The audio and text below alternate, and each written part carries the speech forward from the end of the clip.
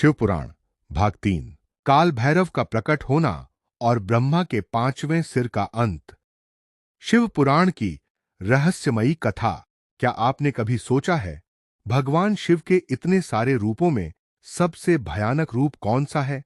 क्या आप जानते हैं कि एक समय ऐसा आया जब स्वयं महादेव को अपने क्रोध से एक ऐसे देवता को प्रकट करना पड़ा जिनका नाम सुनकर आज भी यमराज, राक्षस और नकारात्मक शक्तियां कांप उठती हैं। आखिर क्यों महादेव को यह भयानक निर्णय लेना पड़ा? क्या सच में ब्रह्मा जी का 5वां सिर उनके अहंकार के कारण काटा गया था? और काल भैरव के प्रकट होते ही पूरे ब्रह्मांड में ऐसा क्या हुआ कि देवता भी भय से कांप उठे?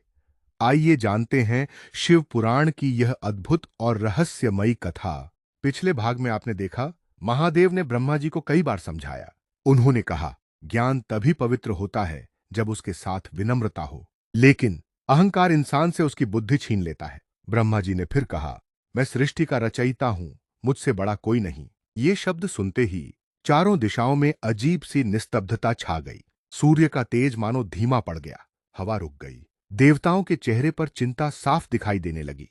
भगवान विष्णु समझ चुके थे, अब महादेव का धैर्य समाप्त होने वाला है। महादेव धीरे धीरे उठे, उनकी जटाएं हवा में लहराने लगीं। तीसरा नेत्र अग्नि की तरह चमकने लगा, त्रिशूल से दिव्य प्रकाश निकलने लगा। पूरे कैलाश पर्वत पर कंपन होने लगा, हिमालय की चोटियां कांप उठीं, समुद्र में भयंकर ज्वार उठने लगे, आकाश में बिजली गरजने लगी। देवताओं ने ऐसा रूप पहले कभी नहीं देखा था। महादेव का चेहरा शांत था, लेकिन उनकी आंखों में धर्म की रक्षा का संकल्प जल रहा था। अचानक महादेव की भ्रुकुटी के मध्य से एक तेजस्वी अग्नि प्रकट हुई। वह अग्नि धीरे धीरे विशाल होती गई। उसकी चमक इतनी प्रचंड थी कि कोई भी देवता उसकी ओर देख नहीं पा रहा था। उस अग्नि से एक दिव्य पुरुष प्रकट हुए। उनका रंग घने वर्षा के बादलों जैसा श्याम था, नेत्र लाल अग्नि के समान, केश बिखरे हुए, गले में नरमुंडों की माला, हाथों में त्रिशूल, खड्ग, डमरू और पाश, कमर पर बाघ की खाल, चारों ओर अग्नि का तेज। उनके प्रकट होते ही भूत, प्रेत, पिशाच, गण सभी उनके चरणों में झुक गए।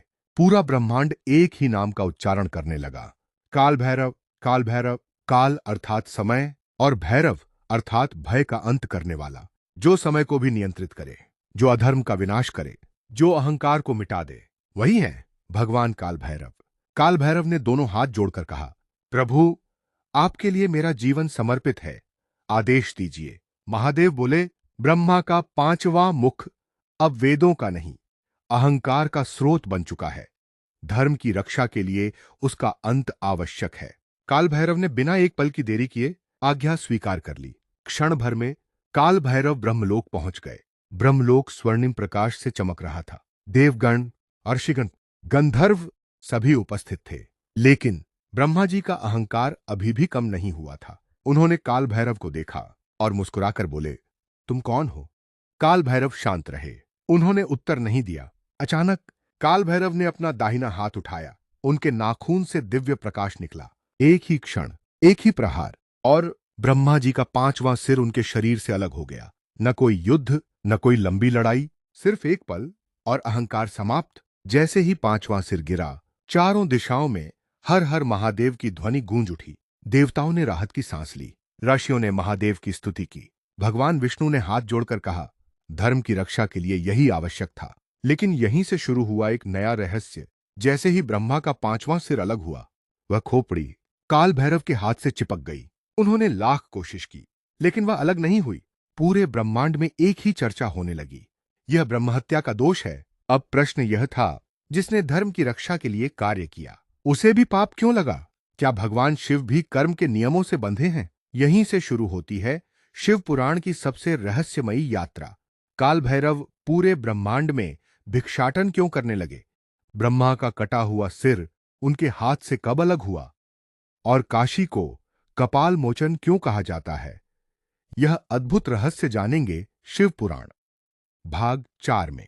अगर आपको ऐसी रहस्यमयी सनातन कथाएं पसंद हैं, तो वीडियो को लाइक करें, चैनल को सब्सक्राइब करें और कमेंट में लिखें, हर हर महादेव।